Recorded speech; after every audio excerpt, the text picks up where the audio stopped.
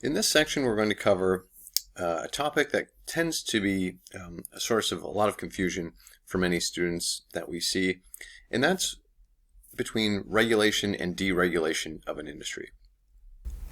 Where a lot of confusion comes up is in what happens to a company's demand, pricing, stock price, etc., once deregulation is implemented.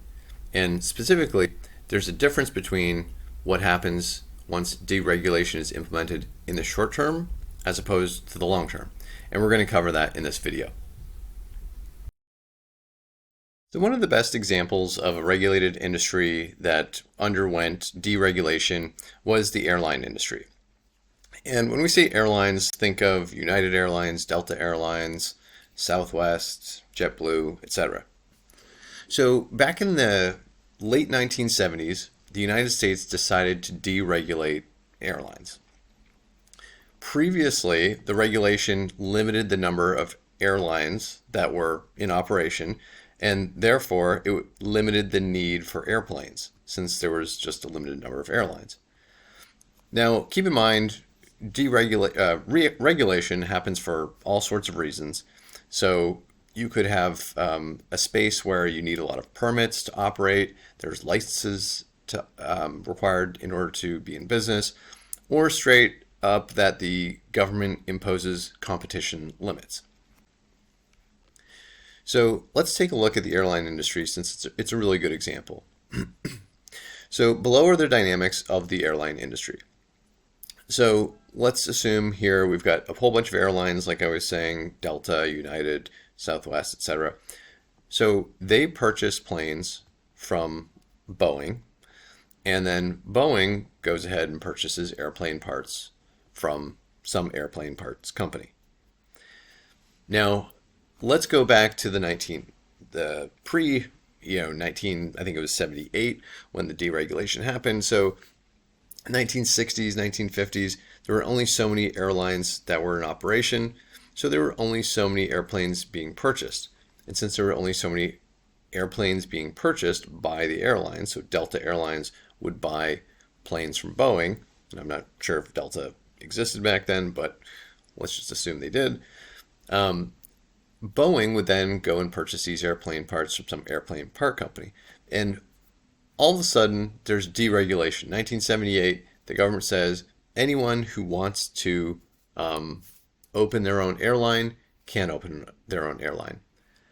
Up to this point, keep in mind that supply had been artificially low, and that's because the government was not allowing a whole slew of airlines to operate. We know that in a regulated industry, and that's the assumption on this exam as well, is that in a regulated industry, the supply is artificially low. What we assume then is that there's a whole bunch of entrepreneurs waiting on the sidelines that would be willing to jump in and create their own airlines or whatever business is currently being regulated. They'd be willing to jump in and create their own airlines, which would stimulate demand for more airplanes as well as airplane parts. So what ultimately happens is, as soon as deregulation occurs, the immediate effect is that all of these entrepreneurs come in and want to start their own airlines. And so there's an instant increase in demand for airplanes. So you would see demand for Boeing spike, and you would also see, consequently, the demand for airplane parts spike. Now, the difference between what's going to happen in the short term versus long term, so short-term deregulation implications would lead to price increases, because of course there's no time to increase production. The assumption would be, if Boeing wants to increase production, they're going to have to build a whole new facility or a whole new plant, or maybe open a whole new manufacturing site somewhere, and that takes time.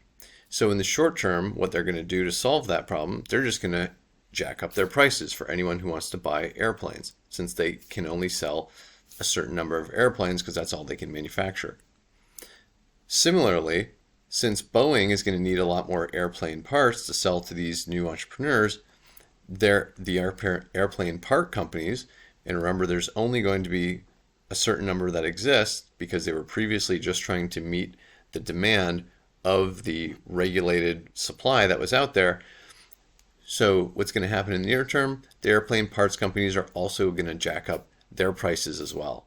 So there's going to be an increase in prices between the airplane companies, such as Boeing, as well as the airplane parts companies. One other short-term deregulation implication to consider is also the fact that when rules are reduced or eliminated, there are sometimes what are just simply known as cost synergies, and that would be the amount of money that firms now save by not having to follow compliance and rules and regulations. So what I mean by this is the fact that there are a lot of rules and regulations associated with something like the airline industry. There may be forms and documents you need to submit to the government on a regular basis in order to validate and to confirm that you're following these rules. This takes time, it takes resources, probably lawyer fees and things like that.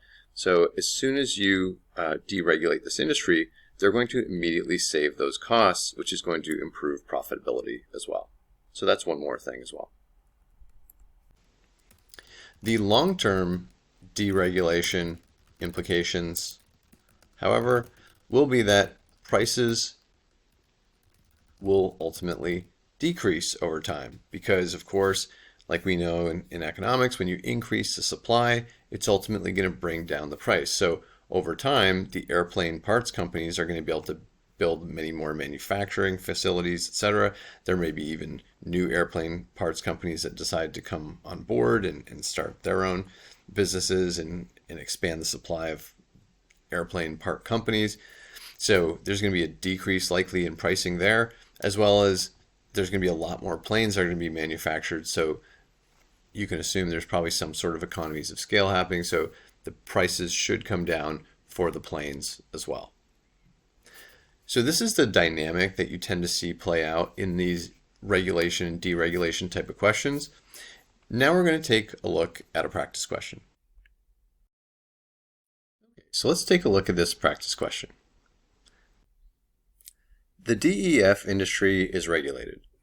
There are 3 dominant market share leaders currently approved for production in the industry: M&O Corporation, PQR Incorporated, and STU Incorporated. Below is some information from the DEF industry. M&O is JKL Incorporated's largest customer. Over 50% of JKL Incorporated's production is for M&O's capital expenditures. JKL Incorporated buys 80% of XYZ Incorporated's production. And XYZ Incorporated and its competitors currently manufacture 100% of the components needed for the market share leaders' capital expenditures. So the question is, if the DEF industry is suddenly deregulated, what will be the initial impact of XYZ's stock price and those of its competitors? So, as I usually recommend to students, whenever you come to a problem like this, always use the airline example because it's really easy to apply, and once you get the airline, the different parts of the airline example attributed to the right players, it makes it a little more conceptually digestible. So let's try that over here. So the DEF industry is regulated. So like we saw over in our intro here, let's just assume the DEF industry is the airline industry. So when it was regulated, there were only 3 dominant market share leaders here, and again, we can name these market share leaders to add a little more realism to this. So let's say this is Delta, United, and then Southwest. And then they say below is some information from the industry. So again, M&O we're saying is Delta. So let's say Delta, and they say is JKL's largest customer. So let's say Delta is, again, like over here, Boeing's largest customer. So Delta Airlines, which is an airline, buys a lot of their aircraft from Boeing. over 50% of Boeing's production is for Delta's capital expenditures. And again, if we throw that in there, it also makes sense because Delta's buying up airplanes, and airplanes make up the fixed assets, which are where the capital expenditures accumulate on the balance sheet. And again, JKL here being Boeing. So Boeing buys 80% of XYZ Incorporated's production. XYZ in this instance would be the airplane parts company. So this could be some small company that makes airplane parts that Boeing then uses to manufacture their airplanes.